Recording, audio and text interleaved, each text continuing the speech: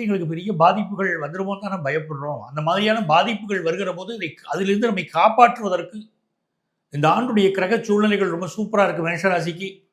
குறிப்பாக பூர்வ புண்ணியாதிபதி சூரியனோடு அதாவது 5, 7 கூடிய கிரகங்கள் ஒன்று சேர்ந்து ராசியில் அமர்ந்திருப்பது உங்க குடும்பத்தில் சுபகாரியங்கள் நடந்தே தீரும்.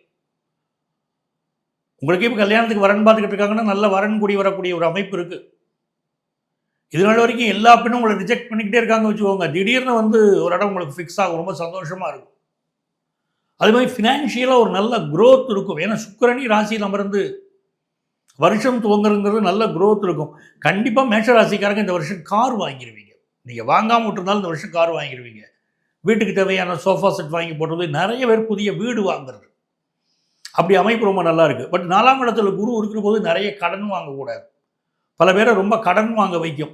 இந்த குரு பகவானுடைய பயிற்சி ஜூன் மாதம் 2 அன்னைக்கு ஃபஸ்ட் டே நைட் அந்த ஜூபிட்டருடைய டிரான்சிட் இருக்கும்போது நிறைய கடன் வாங்க வைக்கும். மேஷராசிக்காரங்க அதை கொஞ்சம் அவாய்ட் பண்ணிக்கிறது ரொம்ப நல்லது. அதே நேரத்தில் உங்களுக்கும் சரி உங்கள் குடும்பத்தாருக்கும் சரி நல்ல சுபகாரியங்கள் பங்கெடுப்பது. சுபகாரியங்கள்னு சொன்னாலே ஒரு கல்யாணம் ஆகிறது, குழந்தை